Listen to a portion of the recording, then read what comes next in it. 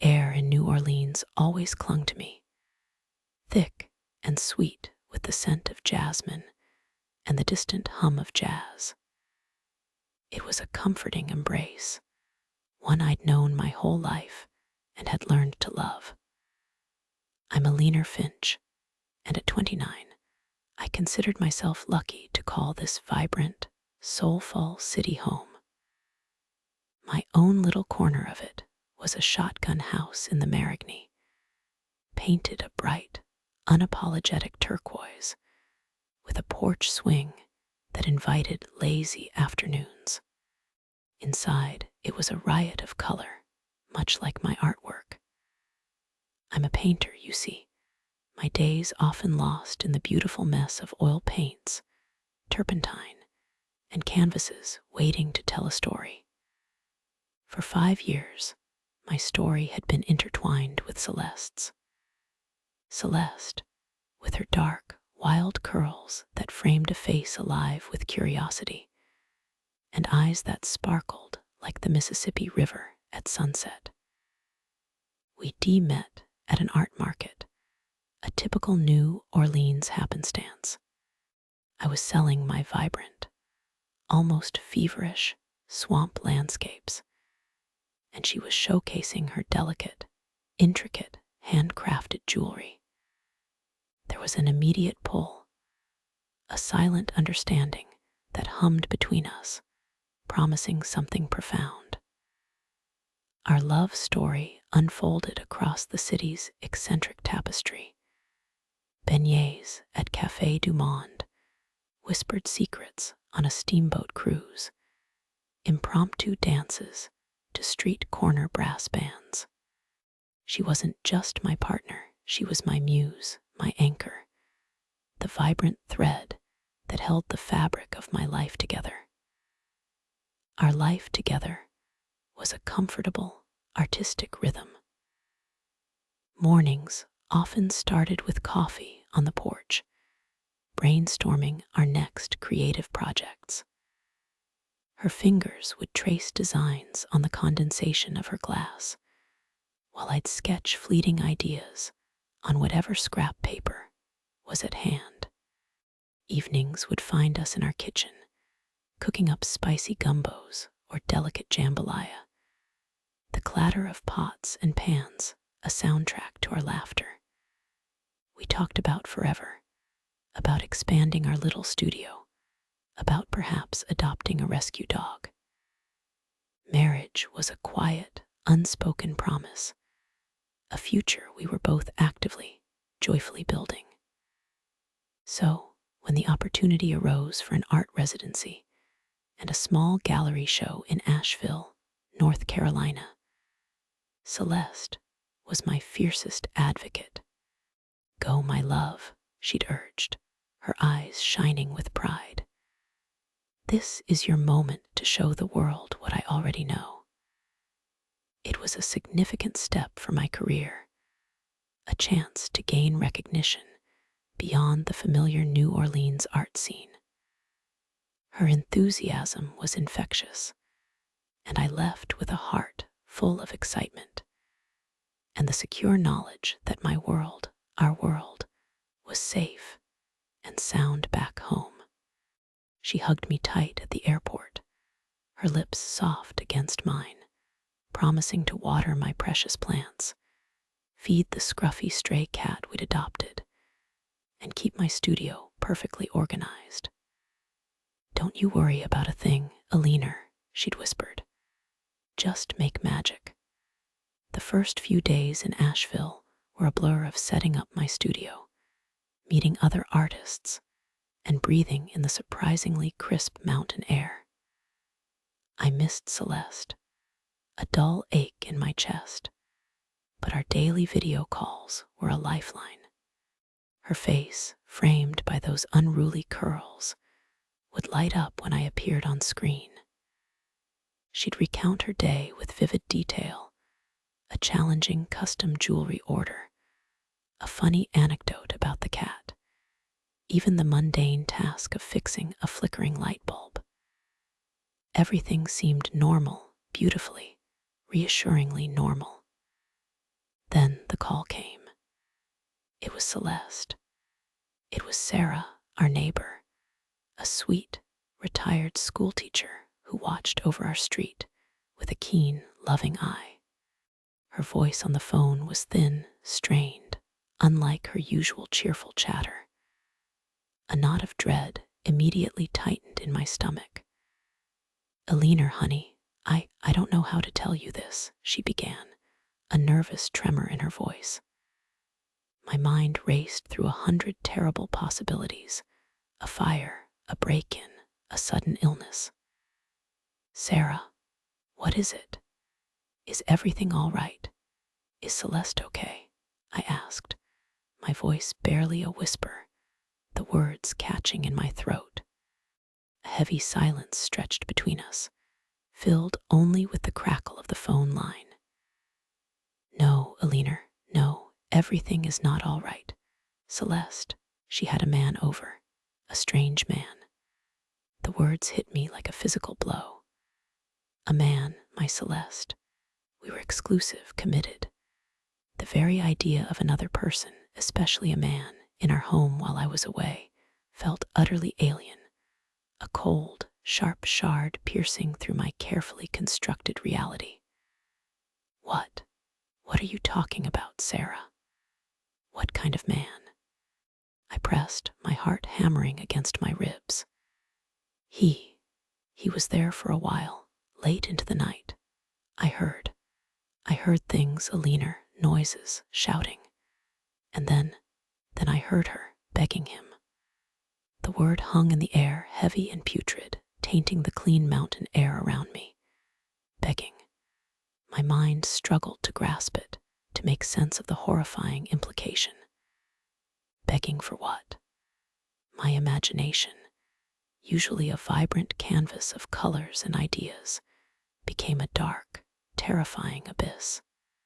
A wave of nausea washed over me, making the bright studio lights flicker and blur. Begging him to hurt her, Eleanor to rape her.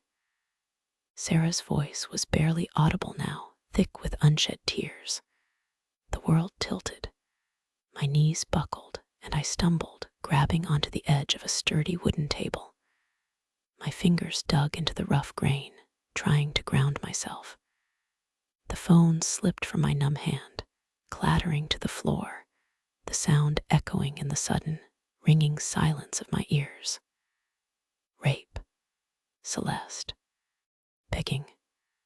The words formed a grotesque, unholy trinity in my mind, shattering every belief I held about our love, about her, about myself.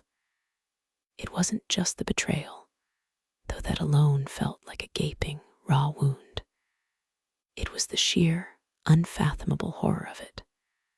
My Celeste, the woman I adored, who brought so much light and laughter into my life, actively inviting such a monstrous act. It defied all logic, shattered all trust, and twisted my understanding of reality into a grotesque parody. My heart felt like it had been ripped from my chest, still beating, but now a raw, exposed organ, throbbing with an unbearable, sickening pain. I didn't call Celeste. I couldn't. The thought of hearing her voice, of facing the truth, felt physically impossible. Instead, I went numb. The days that followed were a blur of automatic movements. I packed my bags, mumbled something about a family emergency to the gallery owner, and booked the first flight back to New Orleans. The familiar sights and sounds of the city, usually a source of comfort and joy, now felt suffocating, oppressive. Each street corner, each jasmine-scented breeze, seemed to mock the shattered remnants of my happiness. When I arrived at our house, it was quiet. Too quiet. The vibrant turquoise trim seemed faded, the porch swing stood still, the air heavy with an unspoken horror. The key, once so familiar, felt alien in my trembling hand as I unlocked the door. Stepping inside, I was assaulted by a lingering scent, something I couldn't quite place, something stale and profoundly unsettling. The house, once our sanctuary, now felt like a tomb. Celeste wasn't there. There was no note, no explanation, just an eerie silence that screamed louder than any confession. Her side of the closet was half empty. Her jewelry workbench, usually cluttered with intricate designs and tiny tools, was bare. It was as if she had simply evaporated, leaving behind only the ghost of what we once were. Her absence was a cold, hard slap. It confirmed everything Sarah had said, adding another layer of agony to the already unbearable grief. She hadn't just committed an unthinkable act, she had vanished, leaving me to pick up the pieces of a life she had so carelessly destroyed. The beautiful mural of our love story had been defaced, smeared with something so dark and foul that it felt irredeemable. I walked through the empty rooms, touching familiar objects that now felt foreign, tainted. My studio, usually a source of immense comfort and inspiration, felt suffocating. The easel stood empty, a blank canvas staring back at me, reflecting the hollow emptiness inside. How could I ever create beauty again when my world had been reduced to such ugliness? Anger, a hot, searing flame, began to replace the initial shock and grief. How could she do this to us? To me? The questions circled endlessly in my mind, a relentless torment. This wasn't just a betrayal, it was a profound violation. A deliberate act that had desecrated our home, our love, and my very sense of security. I didn't know the man. I didn't know why she did it. The why felt like a secondary concern, swallowed by the enormity of the what. What kind of person invites such a horror into their shared home, into their shared life, and then simply vanishes? The thoughts of the initial, quickly deleted Reddit post, where I'd sought some form of solace or understanding, flickered through my mind. The comments had been a mixed bag. Some were hateful, judging, throwing stones from behind anonymous screens. But others, a surprising number, offered empathy, support, and a quiet, firm suggestion: leave. Leave, Eleanor. You deserve better. You deserve to heal. And I did leave. Not just the physical house, not yet permanently, but I left the life I thought I had. I packed a small bag, leaving behind the ghost of Celeste and the nightmare she had unleashed. I found a small, temporary apartment on the other side of the city, a sterile, quiet space that offered no memories, good or bad. It was a refuge, a place where I could breathe, even if each breath felt like a struggle. But as the initial shock faded, a new emotion began to simmer beneath the surface of my grief. A quiet, chilling resolve. The initial urge to simply escape, to forget, was slowly being replaced by something more potent, more focused. Celeste had taken so much from me, my peace, my trust, my sense of safety. She had shattered my world and then, like a coward, disappeared. But she wouldn't get away with it that easily. New Orleans, with its deep-seated sense of justice and its undercurrent of poetic retribution, had taught me that some debts needed to be paid. And I, Eleanor Finch, was about to become a very dedicated bill collector. The problem wasn't just that it happened. The problem was that she thought she could just walk away from the wreckage. I wasn't just leaving, I was regrouping, and I was going to find out why. And then I was going to make her understand the true cost of her betrayal. My age turned 29 in that sterile apartment, a year of lost innocence and a hardening resolve. The path ahead was unclear, but one thing was certain. This wasn't over. This was only the beginning. The sterile apartment offered little comfort, but it offered a blank canvas for my rage, a neutral ground where I could begin to sketch out my next move. New Orleans, usually a city of open arms and boisterous charm, now felt like a labyrinth designed to confuse and obscure. But I knew its hidden corners, its whispered histories, and its unforgiving memory. Celeste had vanished into its humid embrace, but she couldn't simply disappear. Not from me.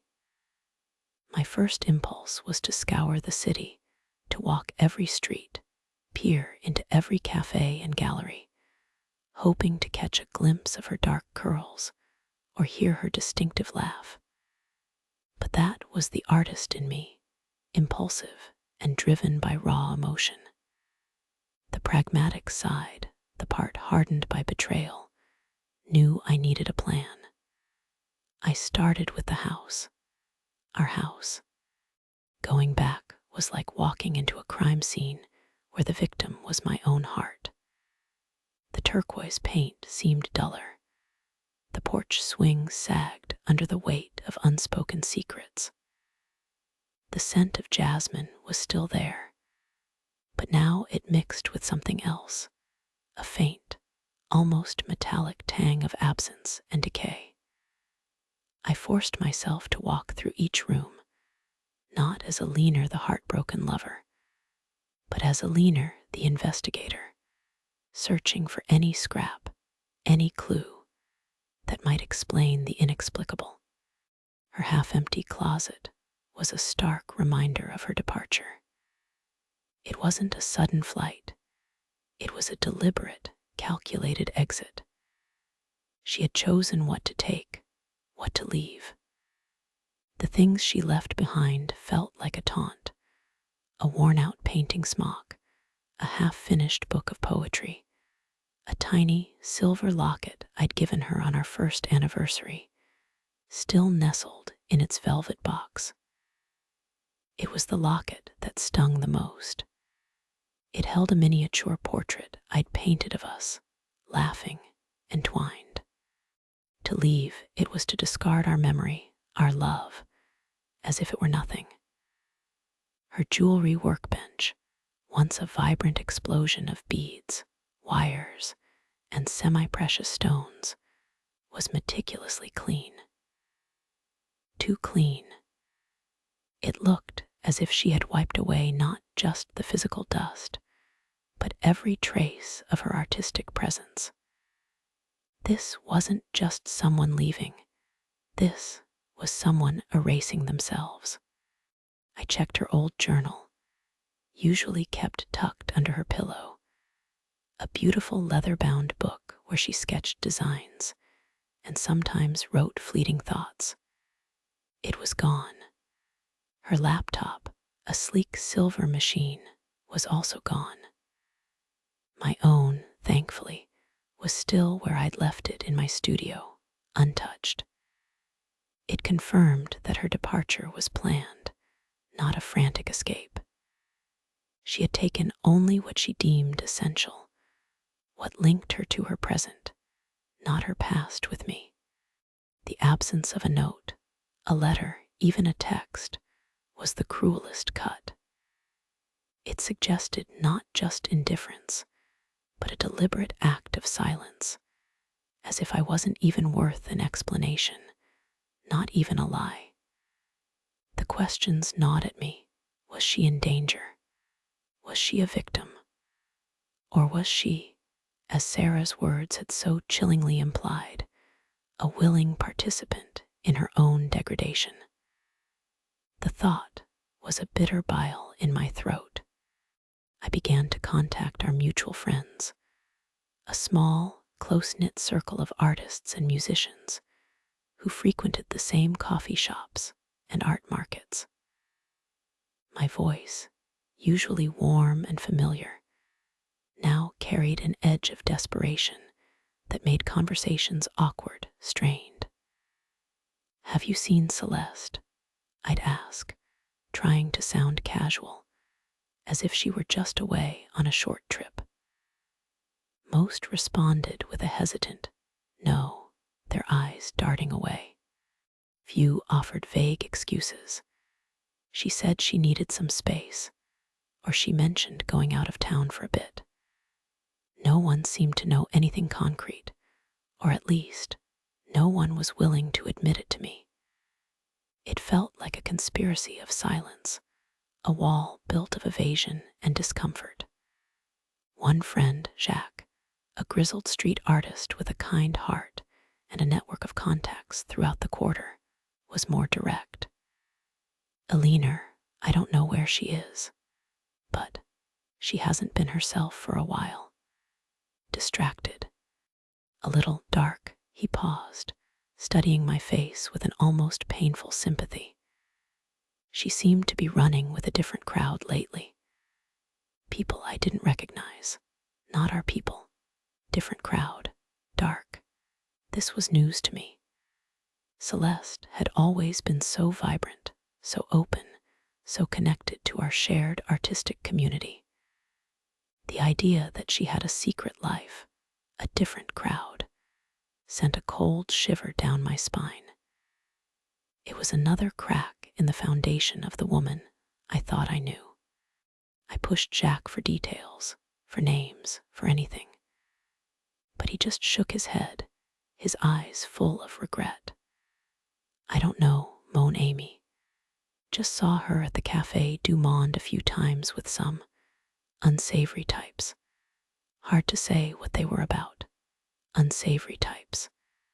The words echoed in my head, mixing with Sarah's terrified whisper of begging him to hurt her. A chilling possibility began to form. Was Celeste involved in something dangerous? Had she been drawn into a world that was far darker than our colorful, creative haven?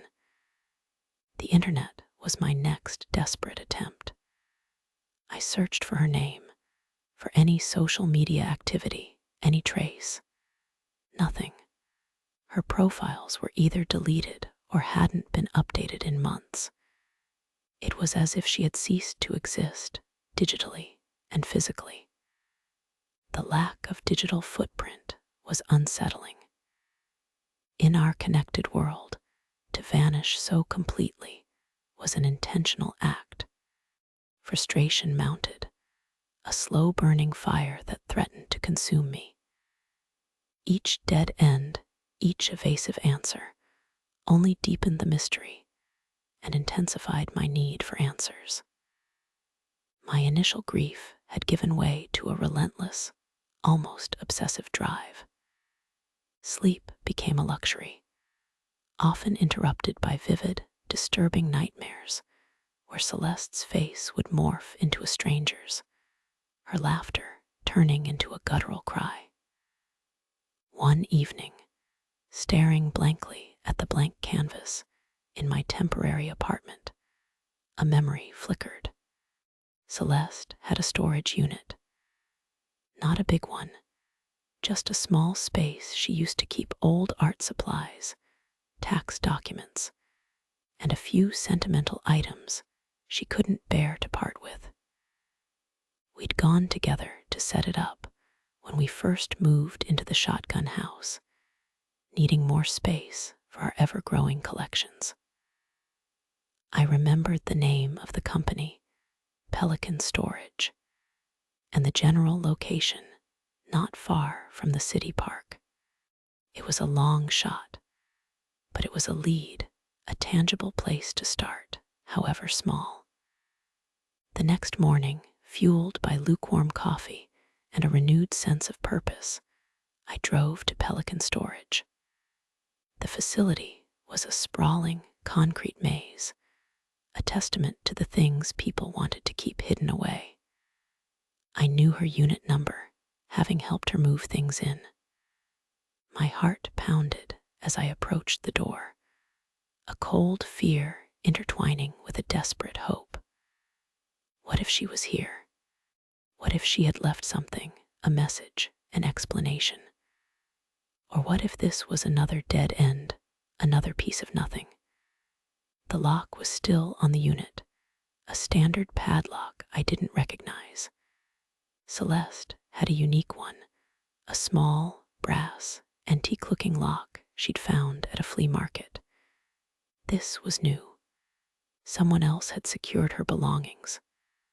A tremor went through me. Had she rented it out? Had she given someone else access?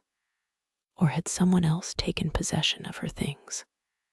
I approached the office, my mind racing. The man at the counter, a burly, balding fellow named Earl, looked up from his crossword puzzle with a bored expression. I explained my situation, carefully omitting the more disturbing details, framing it as a missing person case. My partner, Celeste Dubois, has gone missing. This is her storage unit. I'm just trying to see if she left anything here. I tried to keep my voice steady, professional. Earl grunted, typing her name into his computer. Dubois, you say? Yeah, Unit 312. But that account's been active. Payments are up to date.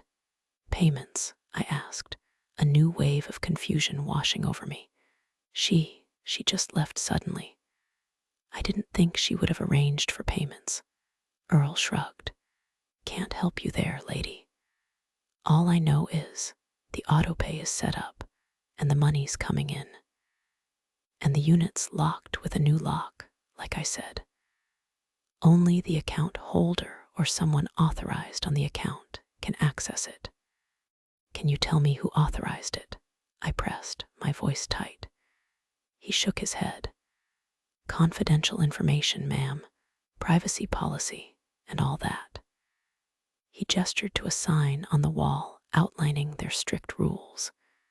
I knew he wouldn't budge, but the information was enough to send another jolt of unease through me.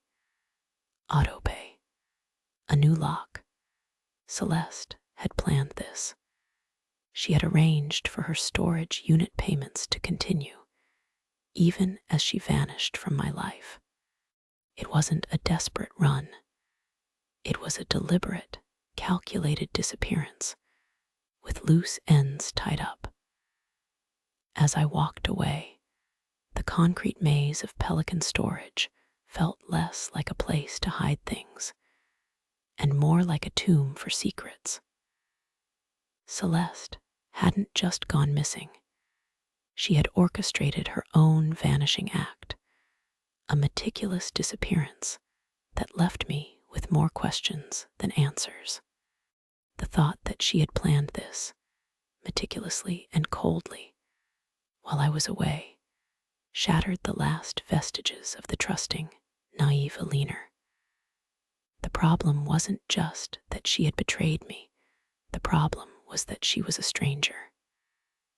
The woman I loved, the woman I had shared my life with, was capable of a level of deception I couldn't have imagined. And the why was becoming less about simple answers and more about unraveling a complex, hidden tapestry of lies. The world was getting darker, and I was getting closer to the edge. This wasn't just about finding Celeste anymore.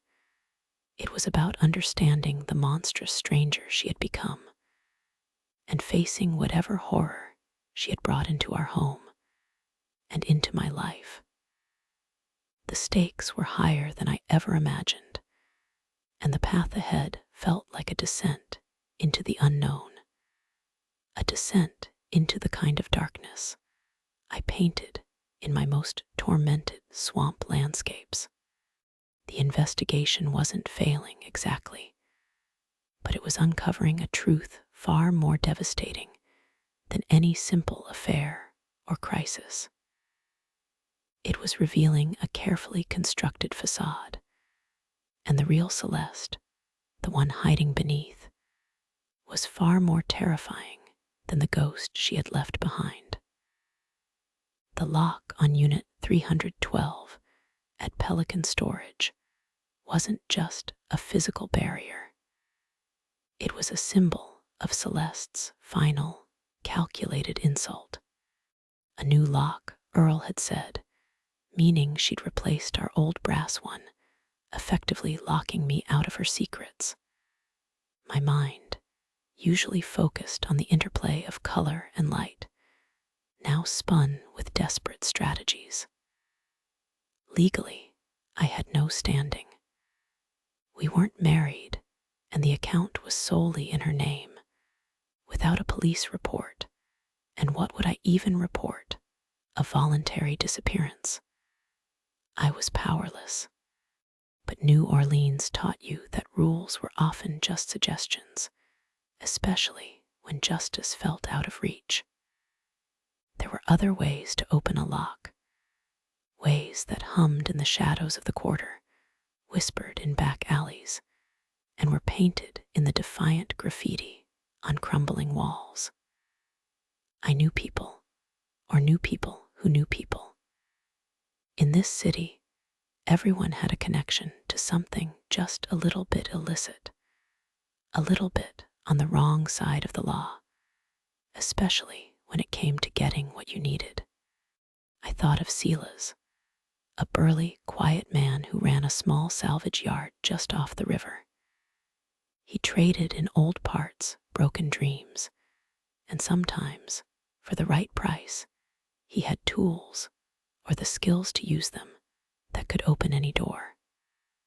I drove my beat-up truck, its turquoise paint a stark contrast to the rust and grime of the salvage yard, feeling a knot of apprehension tighten in my stomach. This wasn't me. This wasn't the Eleanor who painted vibrant swamps and sipped coffee on her porch. But the woman I was becoming was driven by a cold, burning need for truth, a need that overrode my usual caution. Silas greeted me with a nod, his face unreadable beneath a grease-stained baseball cap. I didn't mince words. Silas, I need to get into a storage unit. It's my partner's. She's gone, and I need to know what she left behind. He listened, his eyes unblinking, as I explained the situation, carefully omitting the more grotesque details Sarah had revealed. He didn't ask questions. He just nodded again, a slow, deliberate movement. You got a picture of the lock? I showed him a quick snap I'd taken on my phone. He grunted. Standard stuff. Come back tomorrow after dark. Bring $500. It was a chunk of my meager savings, money I'd set aside for new canvases, for art supplies. Now it was for breaking and entering. The irony wasn't lost on me. I nodded, a grim determination setting in. The cost didn't matter anymore. The truth did. The next evening, under the cloak of a muggy New Orleans night, I met Silas at Pelican Storage. The facility was deserted, the rows of anonymous units stretching out like silent sentinels.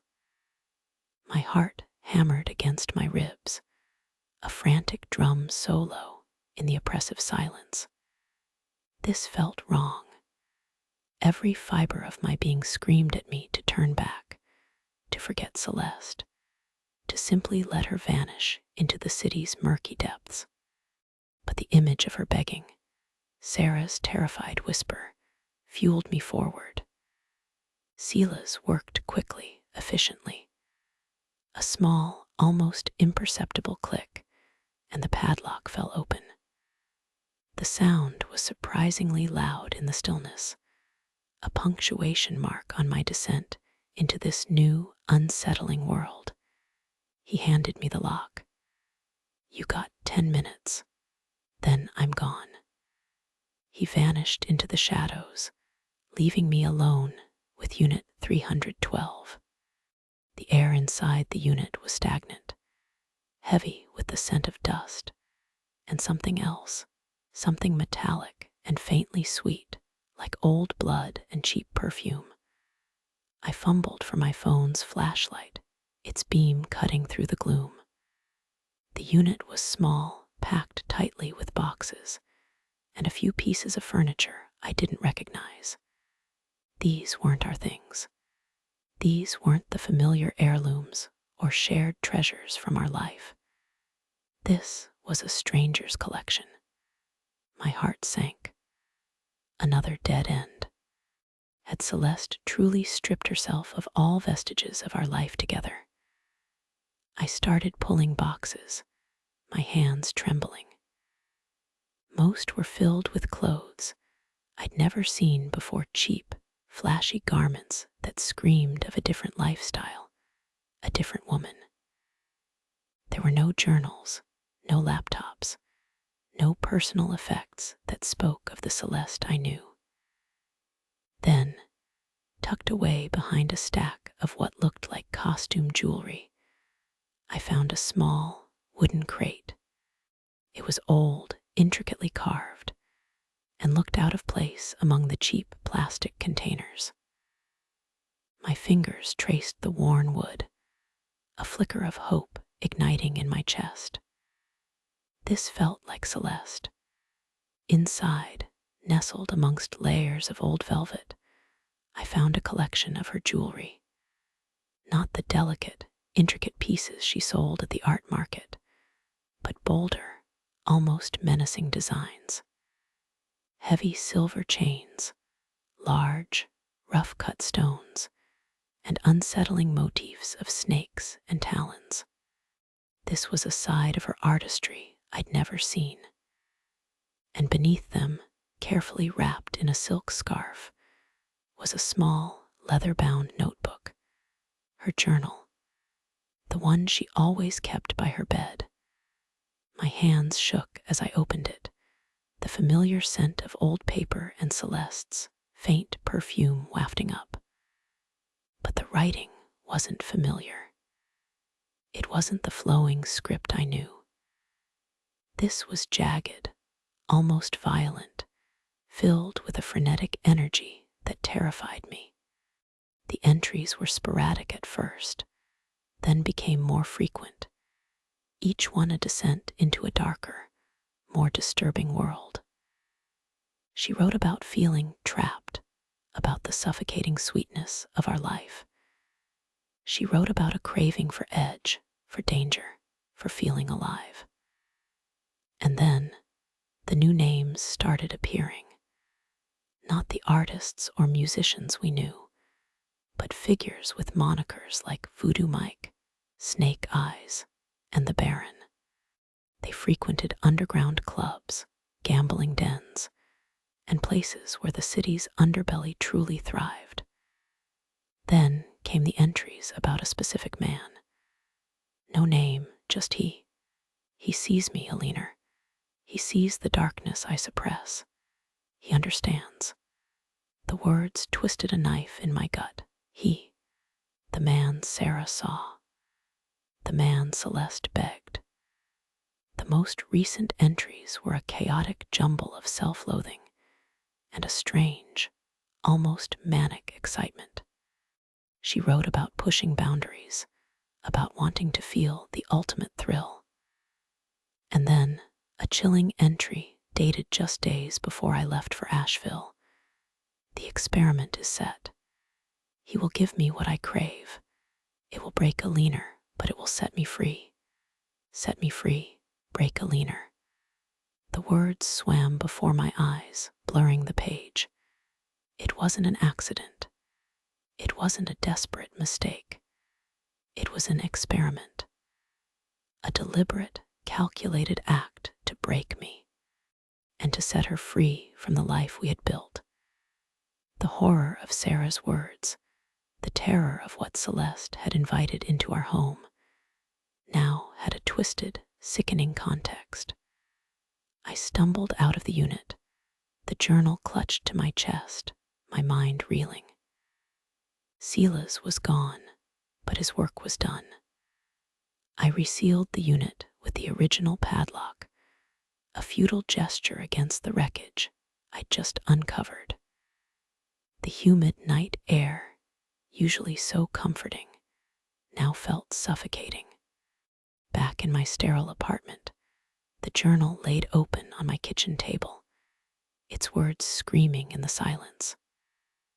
The woman I loved was gone, replaced by a stranger, a cruel manipulator who had used me, used our love, as a means to some twisted end. The betrayal was deeper, more profound than I could have ever imagined. It wasn't just infidelity, it was a psychological assault, a deliberate act of emotional terrorism. My hands instinctively reached for my phone. Sarah. I needed to talk to Sarah again. She had seen him. She had heard her. Perhaps she could give me a face, a name, a detail that Celeste, in her meticulous planning, had overlooked. Sarah answered on the first ring, her voice still tinged with the worry I remembered. Eleanor, honey, are you all right? I'm not. I found her journal, Sarah. She planned it, all of it, the man. She called it an experiment. To break me. My voice cracked, raw with a grief that felt heavier than before. Sharp intake of breath on Sarah's end. Oh, Eleanor. I knew something wasn't right. She seemed different.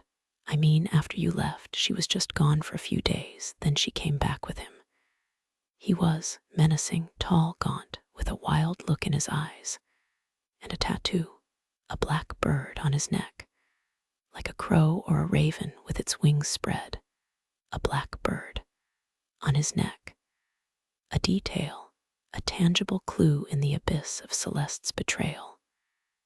Did you ever hear his name? I pressed, my voice barely a whisper. No, honey, never. She just called him he. And she seemed scared of him, even while she was. Well, you know. Sarah's voice trailed off, the unspoken horror hanging between us. But he used to park his car a few blocks down, near the old abandoned warehouse district. A black pickup truck, old, rusted, with a big dent in the back bumper. Abandoned warehouse district. Black pickup truck. A tattoo of a black bird. These were crumbs, but in my starved state, they felt like a feast. I thanked Sarah, my voice thick with emotion, and hung up. The pieces were slowly coming together, forming a grotesque mosaic. Celeste, my vibrant, loving Celeste, had deliberately sought out this he, this voodoo Mike or snake eyes, to inflict a wound so deep it would irrevocably break me. The betrayal was not a moment of weakness. It was a meticulously orchestrated act of cruelty. I looked at my reflection in the dark window, a gaunt, hollow-eyed woman staring back. The bright, turquoise-painted artist was gone, replaced by a ghost of my former self, consumed by a need for answers, for retribution. My studio back at the house, my easel, my paints, they felt like distant relics from another life. How could I create beauty when all I felt was this festering ugliness? The rage, which had simmered beneath the surface, now erupted, a roaring inferno in my chest. It wasn't just about understanding anymore. It was about making her pay, not just for the pain, but for the deliberate, cold-blooded destruction of my spirit. She wanted to break me. Fine, but I wouldn't break. I would bend, I would twist, I would transform. And then I would unleash a storm she couldn't possibly imagine. The next step was clear: find him. The man with the black bird tattoo, the rusted black pickup, the one who had played a part in Celeste's experiment. He was a key, a physical link to the darkness she had embraced, and he would lead me to her. The thought was terrifying, but exhilarating. I was no longer a victim. I was a hunter. New Orleans, my beautiful, dangerous city, would be my hunting ground. And Celeste, wherever she was, would soon learn the true meaning of poetic justice. I was ready to descend into the darkness, to confront the unspeakable, because the alternative, living with this unanswered, unpunished betrayal, was a fate far worse than any danger I might face. I was at my lowest, yes, but from this rock bottom, a new, formidable Eleanor was rising, armed with a purpose as sharp and unforgiving as any blade. All was lost, but in that loss, I had found a new direction, a singular, consuming mission. The black bird tattoo, the rusted pickup truck, the abandoned warehouse district, these were the breadcrumbs, barely visible in the vast, confusing sprawl of New Orleans. My beautiful, deadly city now felt less like a home and more like a predator's hunting ground. And I, Eleanor Finch, was both hunter and prey.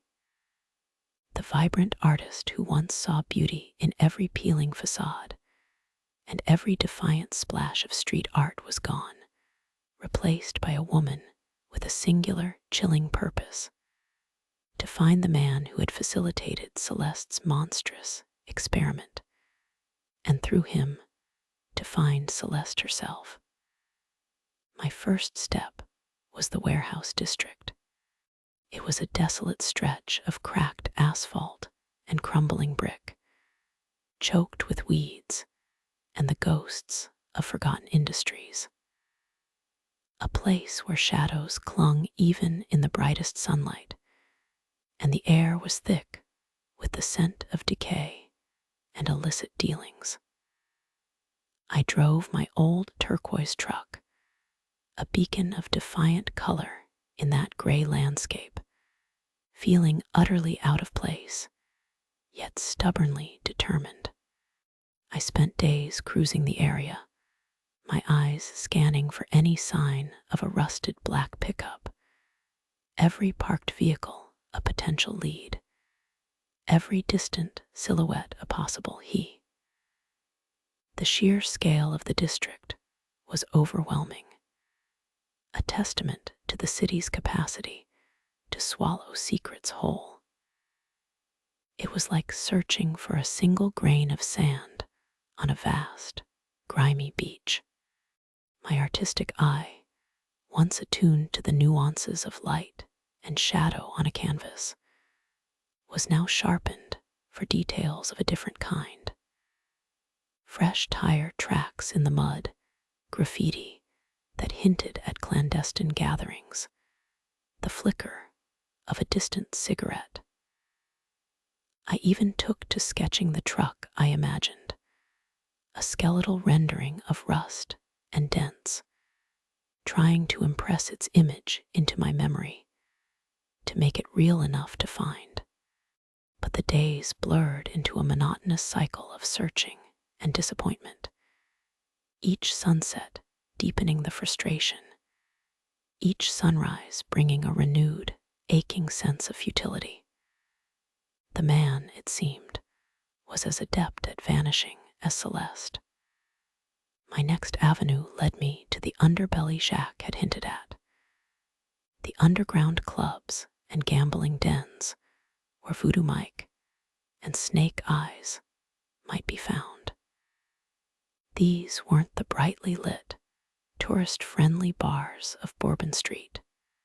These were hidden, sometimes unmarked, establishments that only revealed themselves to those who knew where to look, or those who stumbled in by accident.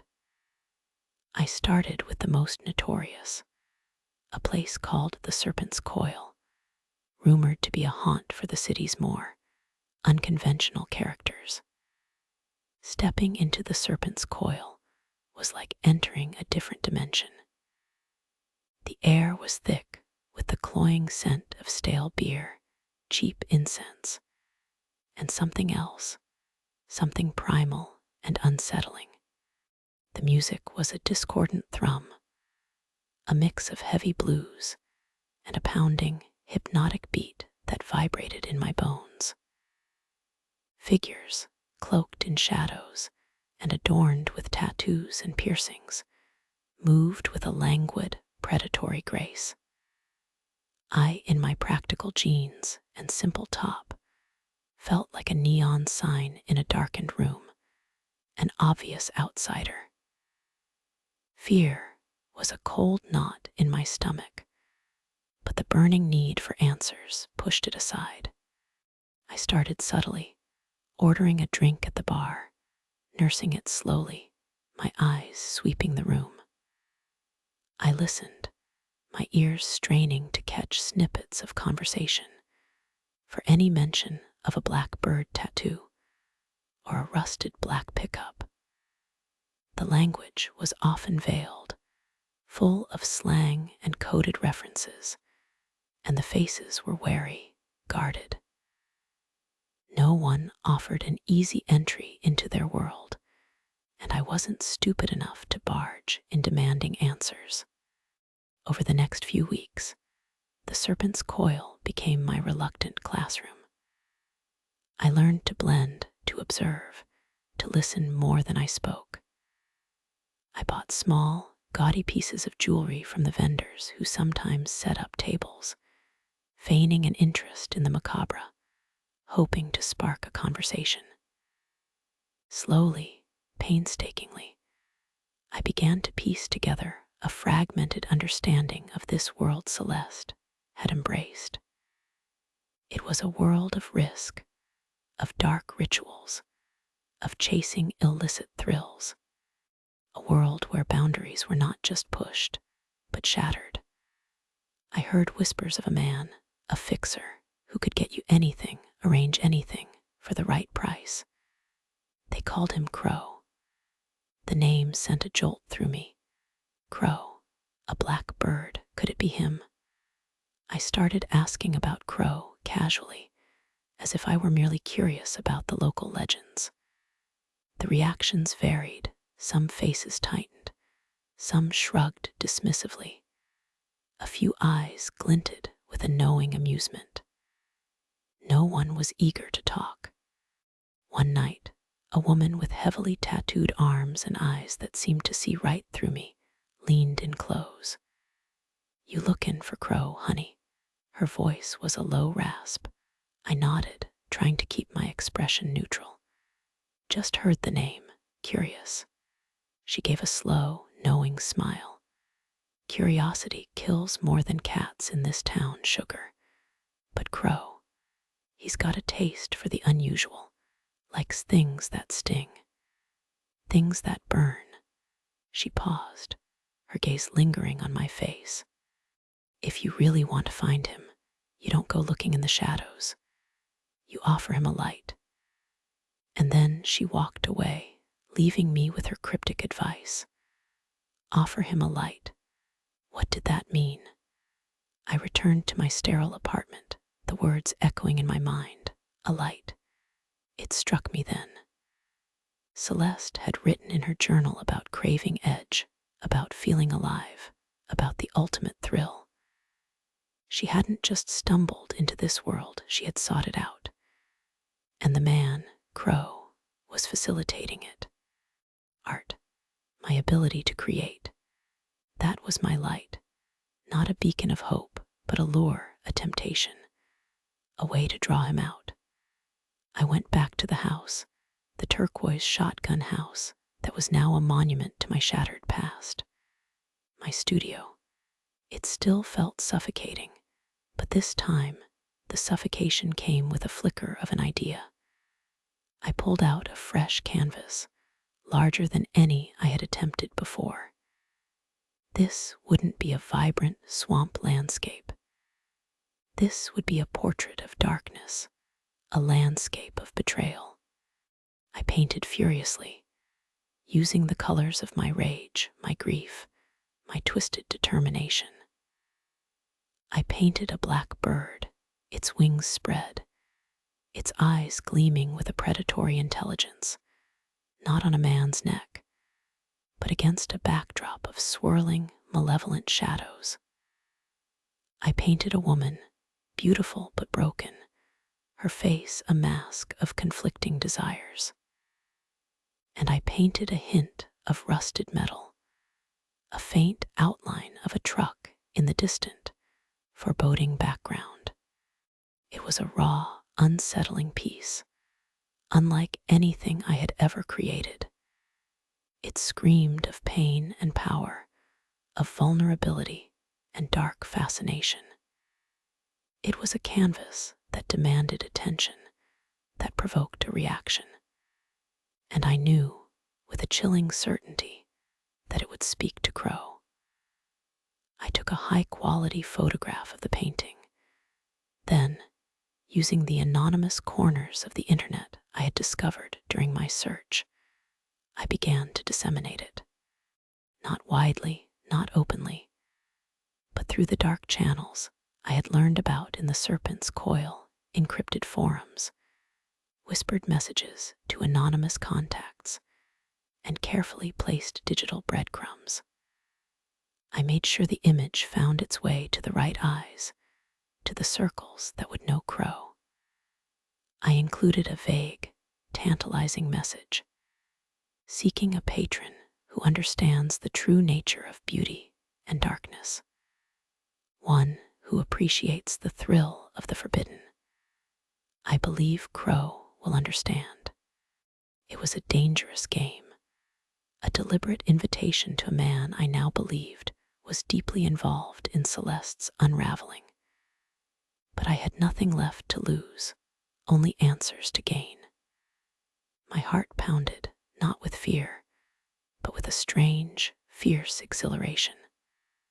I was no longer passively searching, I was actively hunting. And I was using my own weapon, my art, to draw him into my trap. The waiting was the hardest part, a slow, agonizing crawl of days and nights. But I knew he would come. He would respond to the call of the darkness I had so carefully crafted. And when he did, I would be ready. I was at the edge of the abyss, but I was no longer afraid of falling. I was ready to jump if it meant finding the truth. This was not the end of my descent into this new, terrifying reality, but a pivotal turn. I had offered him my light, not a light to save, but a light to expose. And now, I would wait for the Crow to come home to roost. The waiting was a torment, a slow burn that threatened to consume me. But finally, the message came. An anonymous, encrypted email, no sender, no subject line, just a single, unsettling image attached. A crude, almost violent sketch of a black bird, its wings spread, undeniably the same tattoo Sarah had described. Beneath it, a single line of text.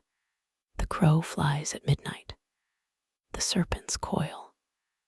Alone, my heart hammered, a drumbeat of anticipation and fear. This was it. The moment I had been working towards. The confrontation I both dreaded and craved. I felt a surge of adrenaline, a strange mix of terror and exhilaration. I wasn't the same Eleanor who had left New Orleans with a broken heart. I was a woman forged in betrayal, sharpened by a thirst for truth, and ready to face the darkness she had invited. I arrived at the serpent's coil precisely at midnight. The club was even darker than usual, the thrumming music muted, the usual crowd sparse. It felt like a stage set for a private, sinister performance. I walked directly to the bar, my eyes scanning the room. He was there. A tall, gaunt man, just as Sarah had described, sat alone in a shadowed booth in the back. His eyes, even in the dim light, seemed to glint with a predatory intelligence, a wildness that sent a shiver down my spine. And on his neck, undeniable, was the black bird tattoo, its wings spread in defiance. Crow. I approached his table, my steps steady, my gaze unwavering. Looked up as I neared, a slow, knowing smile spreading across his thin lips. The artist. I knew you'd come, he rasped, his voice like gravel. Your painting. It sings. A true masterpiece of pain. I didn't sit. I stood, staring down at him, my voice flat, devoid of emotion. Where is she, Crow? Where is Celeste? His smile widened, a flicker of amusement in his eyes. Always straight to the point, aren't we? She's enjoying her freedom, unburdened by the mundane. Thanks to our little experiment. The word tasted like ash in my mouth. Experiment. You call what you did an experiment. You helped her destroy a life, Crow. You helped her break me. He shrugged, unconcerned. She found what she was looking for, a taste of the forbidden, a release from the suffocating sweetness of her life with you. I merely facilitated her journey. He paused, his gaze raking over me. She said you were too innocent, too bright. She craved the dark. My hands clenched into fists, my nails digging into my palms. You provided it. You trafficked in her darkness, Crow. You enabled her cruelty. He chuckled, a dry, humorless sound. I simply showed her the door. She chose to walk through it, and she paid the price. A very willing price, I might add. What price? I demanded, a cold dread washing over me. His eyes glinted. A new life, a new identity, a complete vanishing act. She wanted to disappear, Eleanor. And I made it happen. She's gone. You'll never find her. The words hit me like a physical blow. Vanished completely. He hadn't just helped her hurt me, he had helped her escape, to erase herself from my life entirely, leaving me with nothing but the wreckage. My revenge, my justice, felt suddenly hollow, out of reach. But then I saw it. On the table next to his drink was a small, intricately carved wooden bird. A crow, its wings spread, identical to the one tattooed on his neck. It was made of dark, polished wood, and its eyes, tiny chips of obsidian, seemed to gleam. And hanging from its beak, a single, delicate silver chain with a familiar, tiny charm. A miniature portrait of Celeste and me laughing, entwined. My locket, the one she had left behind. A sudden, sharp clarity cut through the fog of my pain. He hadn't just helped her vanish. He had taken a piece of her, a piece of us, as his own twisted souvenir. The locket, abandoned by Celeste, now displayed by Crow, was a final, mocking insult. He thought he had won. He thought he had outsmarted me. Gaze snapped back to his face, a cold, fierce resolve hardening in my eyes. You took her, but you also took a piece of me. You'll pay for that, Crow. Not with money, not with a new life. You'll pay with your reputation. He raised an eyebrow, a smirk playing on his lips. My reputation. What do you know of my reputation, little artist? I know enough, I said, my voice low and steady. I know about the serpent's coil. I know about the underground. And I know about how you facilitate journeys, Crow. Journeys that often lead to ruin. Journeys that the authorities might find very interesting. His smirk faltered, replaced by a flicker of genuine surprise, then a growing unease. You wouldn't. Oh, I would, I said, a slow, predatory smile touching my lips. I've learned a lot about this city since Celeste left, about its shadows, and about how easily those shadows can be brought into the light. I have friends, Crow, friends who know how to talk, friends who know how to listen. And when the whispers start, when your name becomes synonymous with police attention, with trouble, with a spotlight on your dark dealings, your reputation will be in ruins. Your carefully constructed world will crumble. And that, Crow, will be my art. His eyes narrowed, the amusement completely gone, replaced by a chilling anger. He had underestimated me. He had seen the broken artist, not the woman who had learned to navigate the city's dangerous underbelly. She wanted to break me, I continued, my voice gaining strength. But all she did was make me stronger. She wanted to set herself free, but all she did was bind herself to a life of hiding. And you, Crow, you helped her. And now you'll deal with the consequences. I turned and walked away, not waiting for his response. The music in the serpent's coil, which had been muted, seemed to rise, a triumphant, almost mournful wail. My heart still pounded, but it was no longer with fear, but with a fierce, burning satisfaction. I didn't know if Celeste would ever face justice in the conventional sense. But Crow, the facilitator of her cruelty, would. I had offered him a light, and he had come. But it wasn't a light to illuminate his path to glory. It was a spotlight to expose his darkest secrets. Would learn that in New Orleans, some debts were paid not with blood, but with the slow, agonizing erosion of everything you held dear. As I stepped out into the humid night, the familiar scent of jasmine still clung to the air, but it no longer felt suffocating. It felt like a promise that even in the darkest corners, a new kind of beauty could emerge from the wreckage.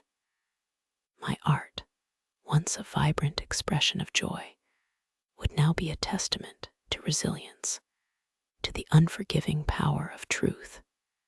I was Eleanor Finch, the artist, and my masterpiece of revenge had just begun to paint itself across the canvas of New Orleans. This wasn't the end of my story, but the beginning of my true, unburdened self. I had found my closure, not in an expected way, but in a way that truly resonated with the spirit of this city. A poetic, understated, and utterly devastating retribution. I was free, and now, so was my art.